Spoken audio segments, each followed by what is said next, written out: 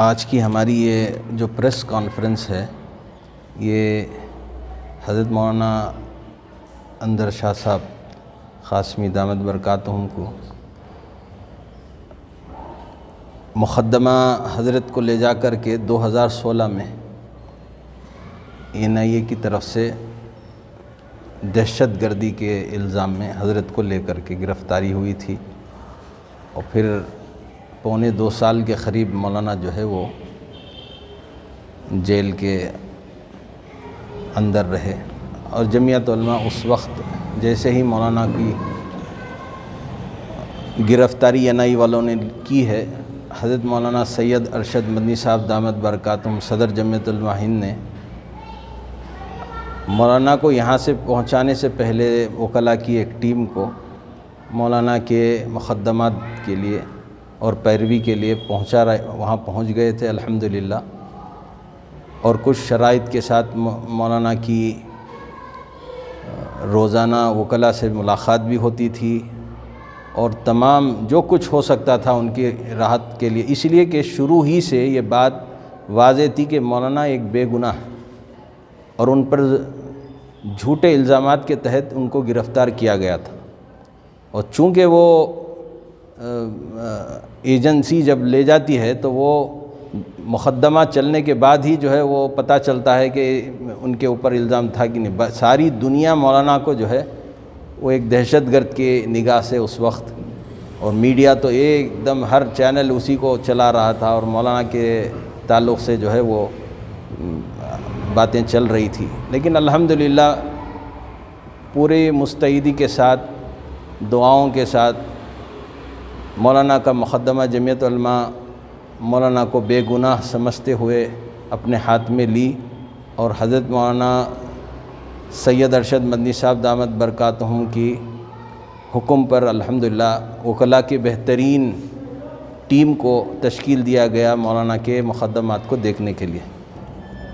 اور مولانا 2017 میں ڈسچارج ہو کر کیس باہر آ گئے، اور الحمدللہ اپنی جگہ پہنچے، اپنے بیوی بچوں کے ساتھ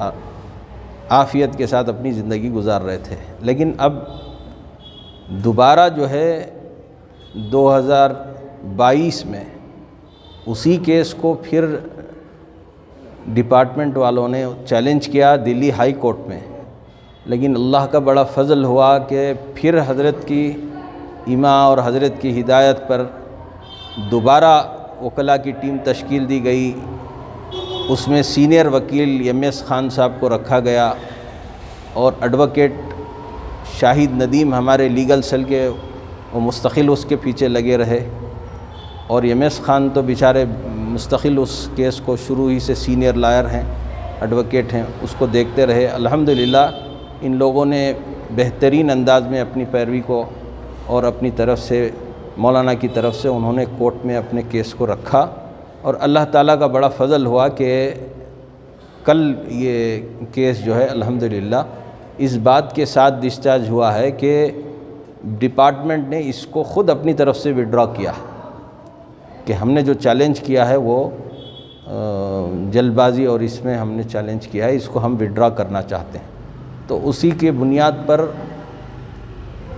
دونوں بینچ کی یعنی 2 جج کا بینچ تھا، انہوں نے الحمدللہ اس کو فوراً وڈرا کرنے کی وہ حکم کو جاری کیا ہے۔ مولانا کے تمام مقدمات میں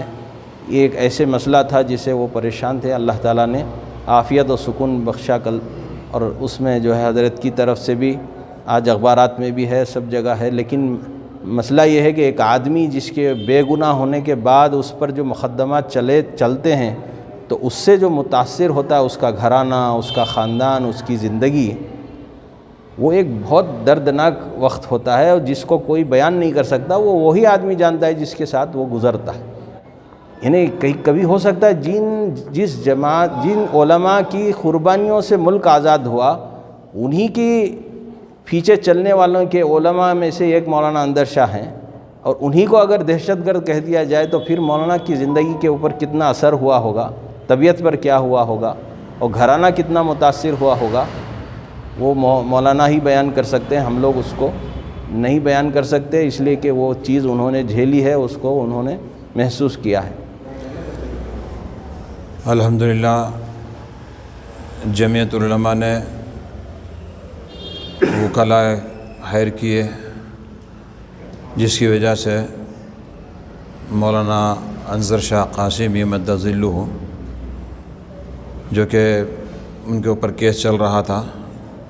لوور کورٹ سے جو ہے پھر ہائی کورٹ کو منتقل ہو گیا تھا، ہائی کورٹ میں چلایا گیا تھا، تو کل ان کا فیصلہ آیا کہ کیس جو ہے ڈسچارج ہو گیا، اور جنہوں نے کیس ڈالا تھا انہوں نے جو ہے وڈرا کر لیا ہے۔ جمعیت العلماء کی خدمت دوسرے رخ پر جہاں جہاں ضرورت پیش آئی برابر کرتی رہی۔ جہاں آسمانی آفات آئیں، زلزلہ ہے، سیلاب ہے، تو اس موقع پر کام کیا۔ کہیں فساد ہو گیا، وہاں پر گرفتاریاں ہوئیں،